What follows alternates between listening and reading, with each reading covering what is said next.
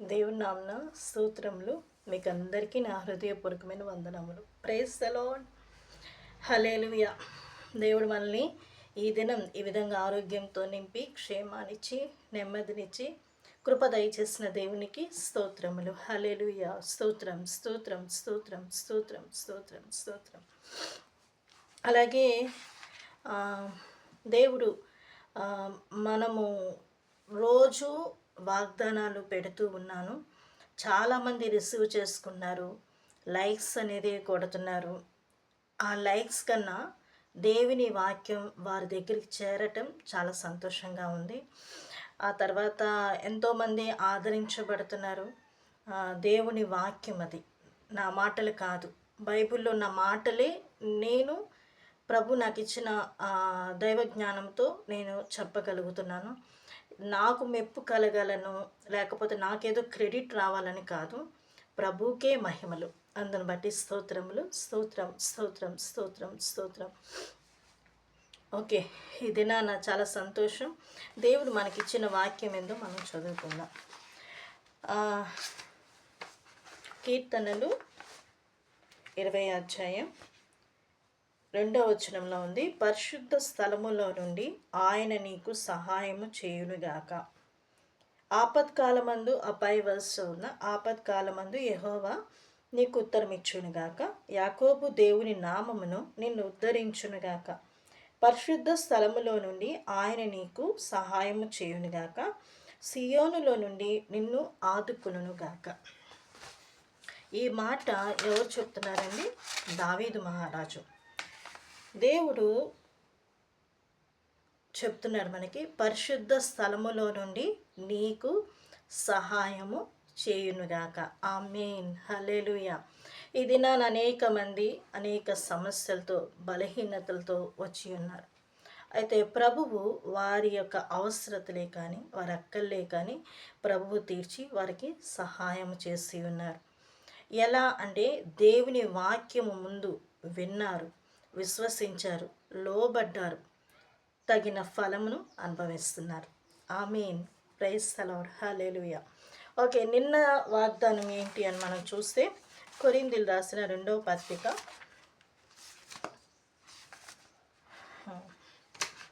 3వ అధ్యాయం 17వ వచనం ఉంది, ప్రభు యొక్క ఆత్మ ఎక్కడ ఉండను అక్కడ స్వాతంత్రము ఉండను. ఫ్రీడమ్, అంతే కదా, ఫ్రీడమ్. అయితే ఇక్కడ మనం చూస్తే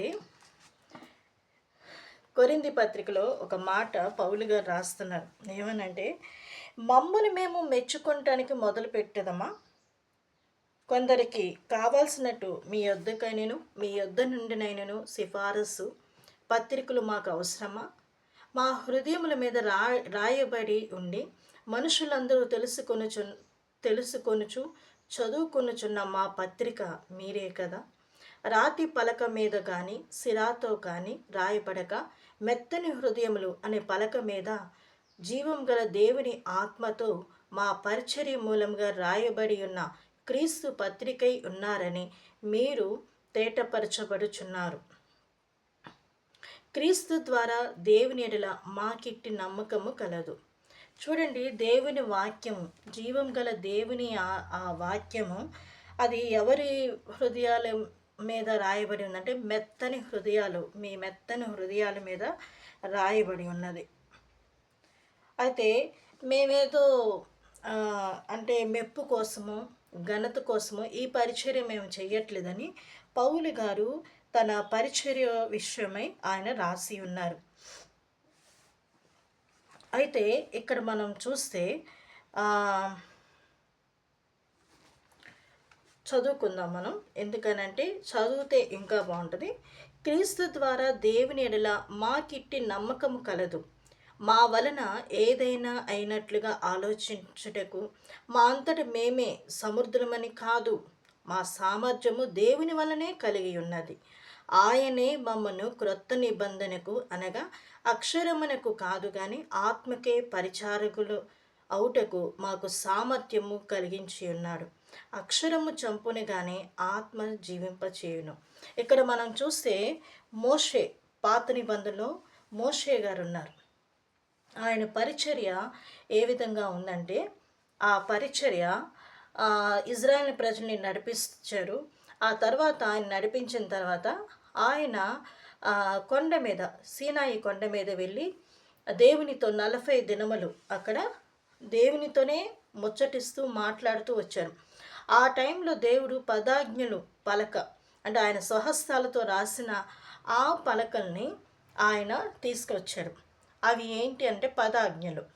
ఆ ఆజ్ఞలు పట్టుకొని ఆయన వచ్చినప్పుడు కింద చూస్తే ఇజ్రాయెల్ ప్రజలు ఏం చేస్తున్నారంటే, ప్రభువుకి కోపం పుట్టించే విధంగా వాళ్ళు దేవుడు లేడు అని చెప్పేసి ఒక దూడను, బంగారపు దూడను సిద్ధము చేసుకొని వాళ్ళు ఏం చేశారంటే, వాళ్ళకి ఇష్టం వచ్చినట్లు నాట్యం చేస్తూ, డ్యాన్సులు చేస్తూ ఆ విధంగా వారు ఉన్నారు.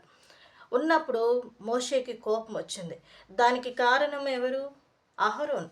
అహరోను వారి మాట విన్నాడు. ఇక్కడ ఎవరి మాట వినాలి? మోషే వెళ్ళి దేవుడి మాట వింటున్నాడు. అహరోను ఎవరి మాట వింటున్నారు?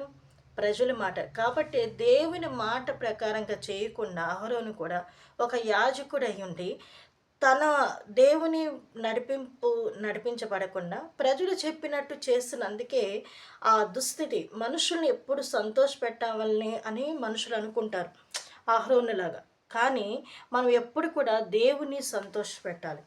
ఇక్కడ మోషే వచ్చేసరికి వీళ్ళు ఈ ఇదిలో ఉన్నారు.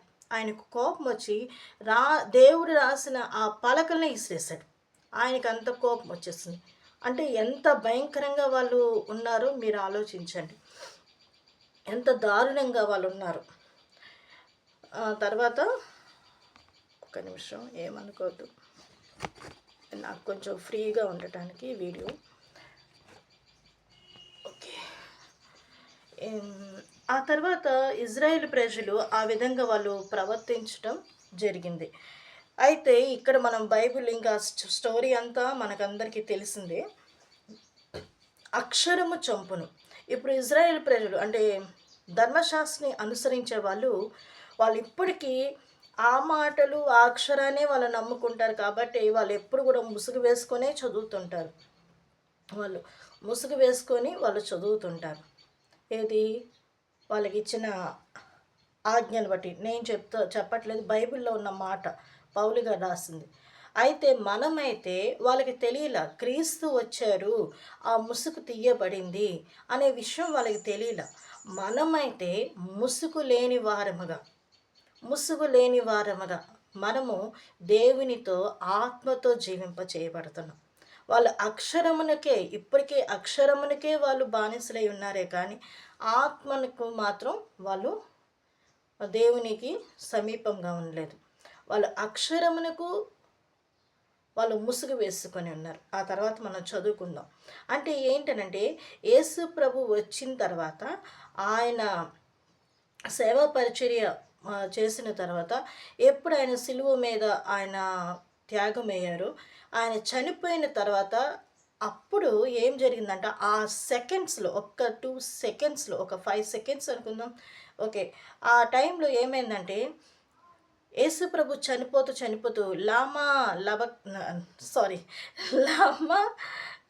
సబక్తాని అని సంథింగ్, నా దేవా నువ్వేలా నా చెయ్యి విడిచితివి, నా ప్రభువా నా దేవా నువ్వేలా నా చెయ్యి విడిచితివి అని చెప్పేసి ఆ మాటని ఆయన చనిపోయారు. చనిపోయిన టయానికి ఆయన చనిపోయారండి. చనిపోయేసరికి భూమి అంతా కంపించను అని ఉంది. ఆ టైంలో మనం పాత నిబంధన చూస్తే ప్రత్యక్షపు గుడారము, అందులో అతి పరిశుద్ధ స్థలము, పరిశుద్ధమైన స్థలము, ఆవరణము. అయితే అతి పరిశుద్ధ స్థలానికి ఒక తెర అనేది ఇట్లా ఉండింది. అప్పుడు యేసుప్రభు ఎప్పుడు చనిపోయారో ఆ ధర్మశాస్త్రం అనేది ఏమైందంటే ప్రభువుతో ఏకమయ్యేటట్లు, యేసయ్యతో మనకి ఏకమయ్యేటట్లు ఆ దేవాలయంలో ఉన్న తెర 2గా చీల్చబడింది. కాబట్టి మనం ముఖాముఖిగా ప్రభువుని మహిమపరుస్తున్నాం, ప్రభువుని ఆరాధిస్తున్నాం, ఆయన్ని ఘనపరుస్తున్నాం. ఇప్పటికీ ధర్మశాస్త్రానికి లోబడిన వాళ్ళు ఇప్పటికి ఆ తెర వేసే ఉంది. దేనికి అనంటే వాళ్ళ ముసుగుల మీద వాళ్ళ వాళ్ళ మనసులకు ముసుగు వేసి ఉన్నారు కానీ వాళ్ళ హృదయాన్ని తెరవలేదు. వాళ్ళ ఆత్మకు బానిసలు అవ్వలేదు ఇంకా. అంటే జీవం గల దేవుని ఆత్మకు వాళ్ళు ఆ విధంగా వాళ్ళు ఉండలేదు.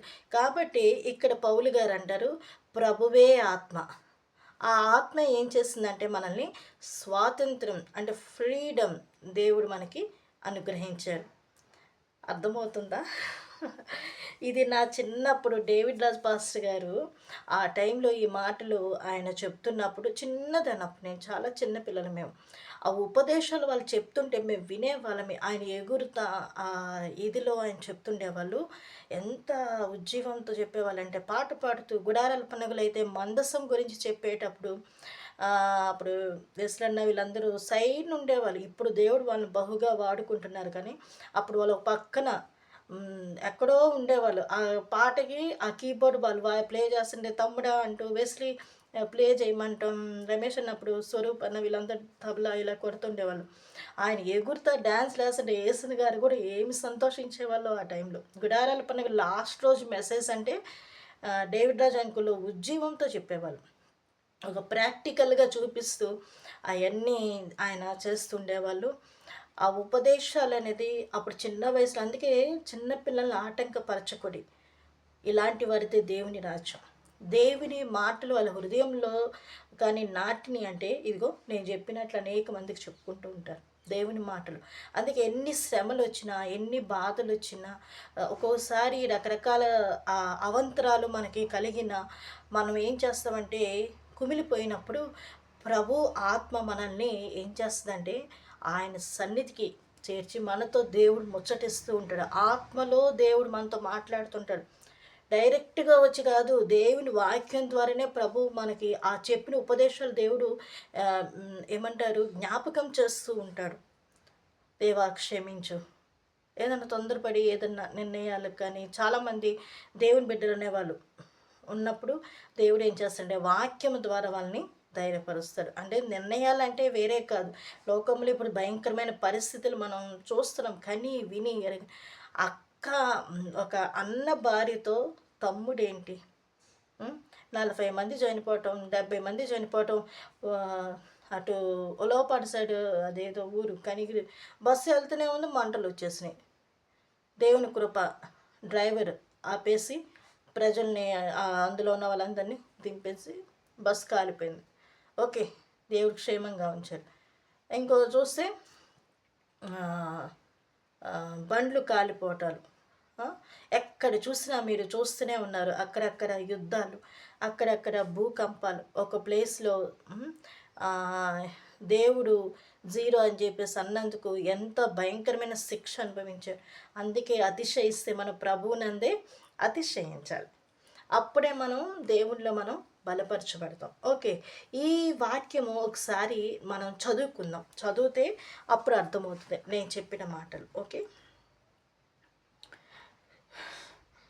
ఆయనే మమ్మను క్రొత్త నిబంధనకు అనగా అక్షరమునకు కాదు కానీ ఆత్మకే పరిచారకుల మగుటకు మాకు సామర్థ్యము కలిగించి ఉన్నాడు.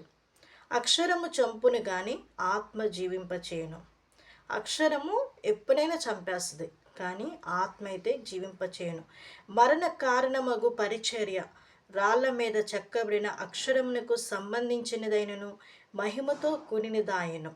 అందుకే మోషే ముఖము మీద ప్రకాశించున్న ఆ మహిమ తగ్గిపోవునదైనను ఇజ్రాయేల్ అతని ముఖము తేరి చూడలేకపోయారు. మోషే ఆ కొండ మీదకి వెళ్ళి ఆయన దేవునితో మాట్లాడి తిరిగి వస్తుంటే ఆయన ముఖాన్ని వాళ్ళు చూడలేకపోయారు. ఆయన కింద దిగుతుంటే ఆ మహిమ కొంచెం కొంచెం తగ్గుతున్నా కూడా ఆయన మహిమను వాళ్ళు చూడలేకపోయారు. ఇట్లుండగా ఆత్మ సంబంధమైన పరిచర్య ఎంత మహిమ గలుదయ్యుండును.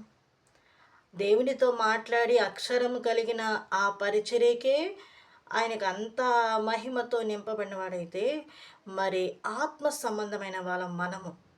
ప్రభువే ఆత్మ కదా, ఆ ఆత్మని మనం పొందుకున్న వాళ్ళమి. మనం ఇంకెంత మహిమ కలిగి ఉండాలి కదా. ఆ తర్వాత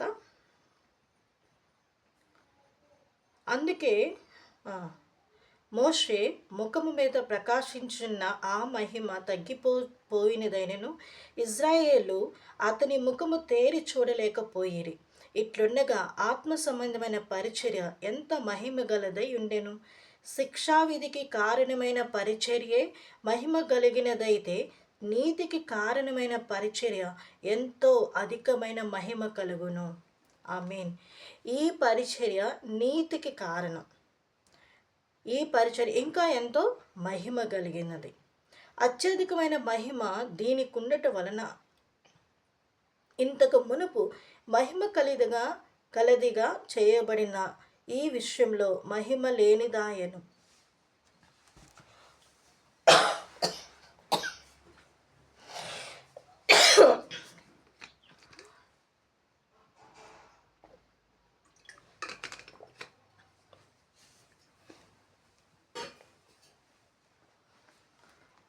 తగ్గిపోవునచే మహిమ గలదై ఉండినలా నిలిచినది మరి ఎక్కువగా మహిమ గలదై ఉండును కదా. తగ్గిపోవచ్చున్న మహిమ యొక్క అంతమును ఇజ్రాయేలు తేరి చూడకున్నట్లు మోషే తన ముఖము మీద ముసుగు వేసుకొనెను. మేమట్లు చేయక ఇట్టి నిరీక్షణ గలవారమై బహుధైర్యంగా మాట్లాడుచున్నాము. ఇప్పుడు అయితే ధైర్యముతో ఉండి పరిచయం చేస్తున్నారు. నిరీక్షణ కలిగిన వారమై మనము దైవ సేవకులు, దేవుని బిడ్డలు ధైర్యముతో దేవుని వాక్యమును బోధించుచున్నారు. మరియు వారి మనసులు కఠినమలాయను గనుక నేటి వరకును పాత నిబంధన చదువుబడినప్పుడు అది క్రీస్తునందు కొట్టివేయబడినని వారికి తేటపరచబడక ఆ ముసుగే నిలిచి ఉన్నది. దేవుని ద్వారా అది కొట్టివేయబడినది అని వాళ్ళకి తెలియకపోవటం వల్లే వాళ్ళు ఇంకా ముసుగు వేసుకొని వాళ్ళు వాళ్ళు ఆ విధంగా ముందుకు సాగుతున్నారు. ఆ తర్వాత నేటి వరకును మోషే గ్రంథము వారు చదువునప్పుడల్లా ముసుగు వారి హృదయముల మీద ఉన్నది కానీ వారి హృదయము ప్రభు వైపునకు ఎప్పుడు తిరుగునో అప్పుడు ముసుగు తీసివేయబడును. ఇక్కడ మనం చూస్తే వారి హృదయముల మీద ముసుగు ఉన్నది కాబట్టి వాళ్ళు దాన్నే ఆచరిస్తూ ఆ ప్రకారంగానే వాళ్ళు వెళ్తూ ఉన్నారు. క్రీస్తు వచ్చిన తర్వాత, మన యేసయ్య వచ్చిన తర్వాత దేవుడు అన్నాడు, ధర్మశాస్త్రం ఒక పళ్ళైనను ఒక సున్నాయనను పోదు, అది నెరవేర్చబడుతుంది. అయితే దేవుడు ఏంటంటే ముసుగు ఉంది కదా, ఆ ముసుగు తీయబడింది.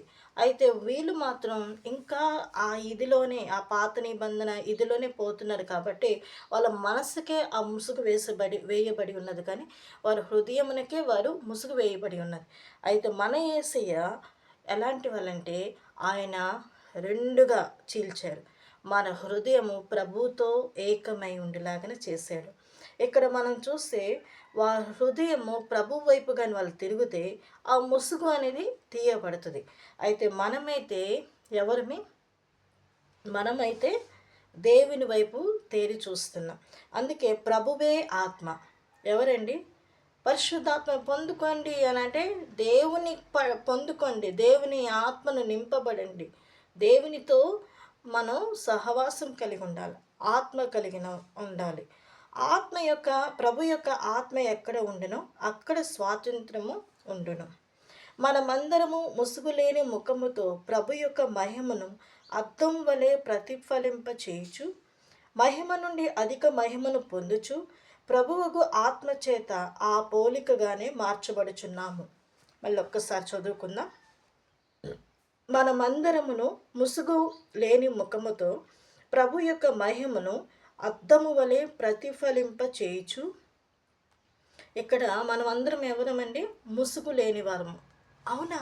మరి స్త్రీలు ఎందుకు ముసుగు వేసుకుంటున్నారు అని అంటే, పురుషులు ముసుగు వేసుకోకూడదు, స్త్రీలు ఏం వేసుకోవాలి?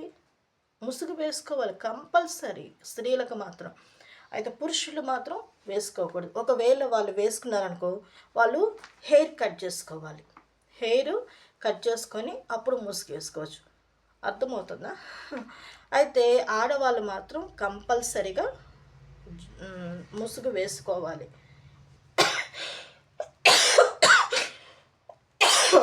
అయితే ఇక్కడ లేదు, ఈ విధంగా ఉంది కదా అంటే హృదయం గురించి మాట్లాడుతున్నాం. ప్రభు యొక్క మహిమ అద్దము వలె, ఆయన మహిమ అద్దము వలె ప్రకాశింప చేయుచు, మహిమ నుండి అధిక మహిమను పొందుచు, ప్రభువుగా ఆత్మ చేత ఆ పోలికగానే మార్చబడుచున్నాము. మనము మహిమ నుండి అధిక మహిమను పొందుచున్నాము. ఆ తర్వాత ప్రభు యొక్క ఆత్మ మనల్ని ఆత్మ చేత మనం ఆ పోలికలోనే మనం మార్చబడుచున్నాము. వేషం వేసుకోవట్ల, మన క్రియలు, మన యొక్క ఆలోచనలు. చాలామంది మాటలేమో భక్తి చెప్తారు, కానీ క్రియల్లో లేదు, దేవుని శక్తి లేదు, దేవుని మహిమ లేదు. ఇంట్లో ఒకలాగా ప్రవర్తిస్తారు, బయట ఒకలాగా ప్రవర్తిస్తారు, సంఘంలో ఒకలాగా ప్రవర్తిస్తారు. అలాంటి వాళ్ళు దేవుని ఆత్మన కాదే. దేవుని ఆత్మ కలిగిన వారు ఎక్కడ ఉన్నా కూడా దేవుడు వాళ్ళతో ఉంటున్నారు, మహిమ వారి మీద ఉంటుంది. కొంతమంది చూడలేకపోతారు. దేవుని ఆత్మ కలిగిన వారు దేవుని మందిరం యొక్క పని విషయంలో కానీ, దేవుని యొక్క ఆ పరిస్థితులే కానీ వాళ్ళు గ్రహిస్తారు. ఇప్పుడు మనకి గుడారాల పండుగలో లేమల్లే కొత్తగా ఇప్పుడు ఆ స్థలంలో ప్రారంభించబడుతున్నాయి. నా చిన్నప్పుడు ఎప్పుడో జరిగినాయి అంట, నాకు గుర్తులేదు. అయితే ఇప్పుడు మళ్ళీ అది స్టార్ట్ చేశారు ఆ ప్రాంతాల్లో. దేవుడు ఆశీర్వదించాడు. ప్రార్థన ఫలితాన్ని కన్నులారా చూశారు. మా మదర్ కూడా ప్రార్థన చేశారు, బట్ షీ డిడ్ంట్ సీ. తను చూడలేదు. అప్పుడు దాకా ఉన్న వాళ్ళు, అప్పుడు దాకా స్థలం కోసం ప్రార్థన చేసిన వాళ్ళు ఈరోజు చూడలేకపోయారు. మనమైతే ప్రభువు దయ వలన మనం ఆ స్థలాన్ని చూడగలిగాం, అడుగు పెట్టాం, ప్రార్థన ఫలితాన్ని మనం అనుభవిస్తాం. అంటే వాళ్ళు చూడలేదా? కాదు, వాళ్ళు చూశారు. వాళ్ళు అక్కడ వాళ్ళు నిద్రించుచున్నా కూడా దేవుడు వాళ్ళ ప్రార్థన ఫలితం వల్లే, వాళ్ళు చేసిన ప్రార్థనలే చనిపోయారు. వాళ్ళు చూడలేదని కాదు, వాళ్ళ ప్రార్థనలు మన ప్రార్థనలు అన్నీ ఏకమైన దేవుడు గొప్ప కార్యాలు అక్కడ చేస్తున్నారు. ఇప్పుడు లేమల్ల మందిరం గురించి అందరూ ఆలోచించాలి. ఈ టైంలో మన మందిరాలు డెవలప్ చేసుకోవాలి, మనం ఏదో చేసేసుకోవాలి, ఎప్పుడో జరిగే ఫంక్షన్ల కోసం, ఎప్పుడో జరిగే వీటి కోసం కాదు. ప్రస్తుతానికి దేవుడు మనల్ని ప్రేమించి ఒక సహవాసాన్ని ఇచ్చాడు. అందరం ఒక్కటిగా ఉన్నాం కదా. ఒక స్కూల్ ఉంది, ఆ స్కూల్లో ప్రిన్సిపల్ టీచర్స్ కూర్చొని ఒక మంచి ఆలోచనలతో ఉంటారు. అన్ని క్లాసెస్ వాళ్ళందరూ, టీచర్స్ అందరూ, స్టూడెంట్స్ అందరూ ఒక ఏదైనా ఫంక్షను లేకపోతే ఏదైనా కూడా అందరూ ఏకం అవ్వాలి. అలా కాదని పలానా టీచర్ 8th క్లాస్ టీచర్, నా క్లాస్ పిల్లలు రారు, వాళ్ళకి సబ్జెక్ట్స్ ఎక్కువ ఉన్నాయి, మేము ఆ ఫంక్షన్కి చేరమంటే కుదురుతుందా? అక్కడ చెప్పారు ఒక పద్ధతి. ఎంత క్లాసెస్ ఉన్నా, ఎంత ఇది ఉన్నా కూడా you should come to that place. ఎవరైనా కూడా ఆ ప్రాంతానికి రావాలి. మనది అనుకున్నప్పుడు మన అందరి హస్తాలు అక్కడ పరిచయంలో కొనసాగబడాలి, ప్రార్థనలు ఉండాలి. ఇవ్వగలిగిన వాళ్ళు ఇస్తారు, చేయగలిగిన వాళ్ళు చేస్తారు. ప్రార్థన సహాయం చేసేవాళ్ళు ప్రార్థన సహాయం చేస్తారు. వాక్య పరిచర్య చేసేవాళ్ళు వాక్య పరిచర్య చేస్తారు. కొంతమంది వాక్యం అందరు చెప్పేవాళ్ళు అయితే ఎవరు వింటారు? వినేవాళ్ళు కావాలి, చెప్పేవాళ్ళు కావాలి, సాక్ష్యం చెప్పేవాళ్ళు కావాలి, అక్కడ పరిచర్య చేసేవాళ్ళు కావాలి. ప్రభువు ఆత్మ ఎవరు కలిగి ఉంటారో ఇవన్నీ ఆత్మ క్రమం అనేది నేర్పిస్తుంది. అక్రమంగా ఒకరు ఇదైతే నేను అది చేస్తాను అనేది ఉండదు. అందరూ ఒక బాట పోతుంటే ఏసైతో అన్ని గొర్రెలు ఒకవైపు వెళ్తూ ఉన్నాయి. ఒక గొర్రెకి ఏం పట్టింది? దాని ఆలోచనలు తేడాగా ఉన్నాయి. మాట వచ్చి చెప్తున్నానండి, ఎవరిని ఉద్దేశించి కాదు. దాని ఆలోచనలు తేడాగా ఉన్నాయి. అందరితో పాటు వెళ్ళొచ్చుగా. పిల్ల గొర్రె సరే, పెద్ద గొర్రె, ఏ గొర్రె అయితే గొర్రె అది వెళ్ళొచ్చు కదా, అందరితో పాటు వెళ్ళట్లా, అటుగా పోతుంది.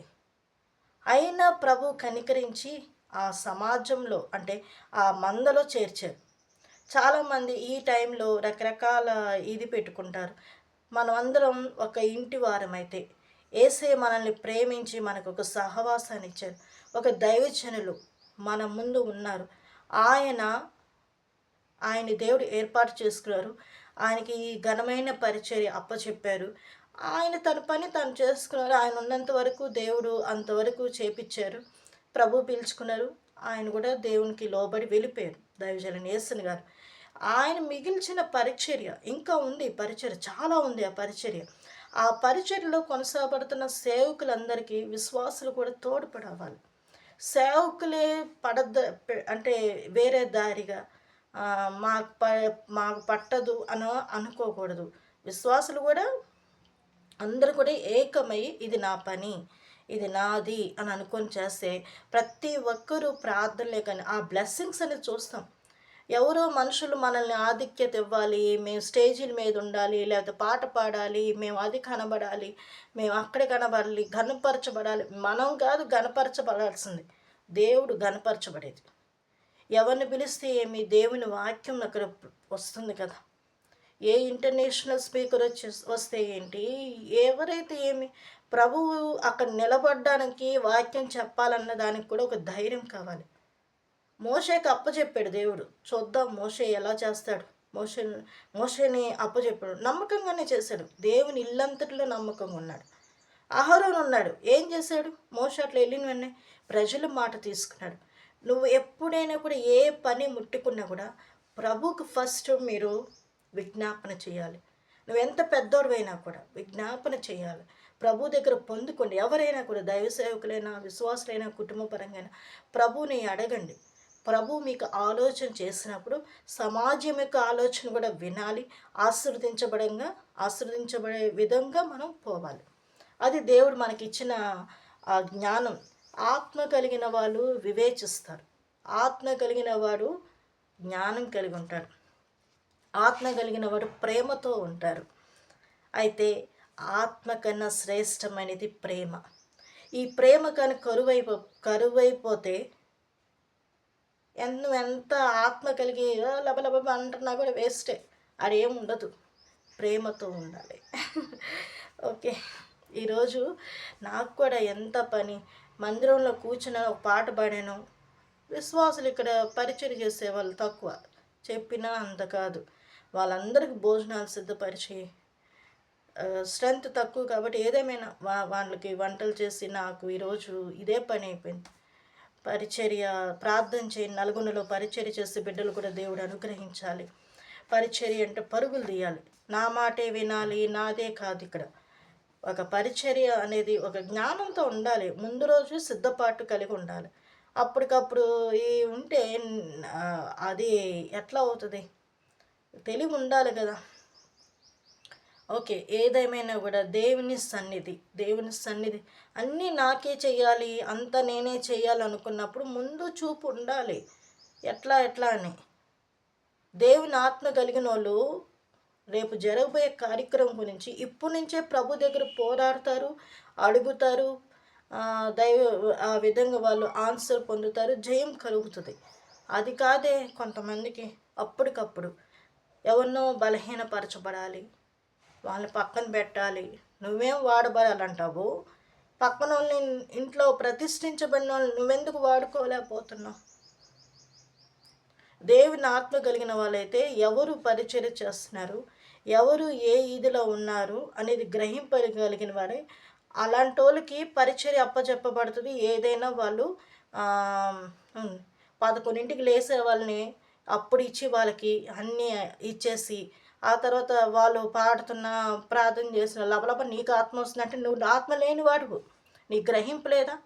ఆత్మ కలిగిన వాళ్ళు ఉదయాన్నే లేచి స్తోత్ర ఆరాధన చేస్తారు.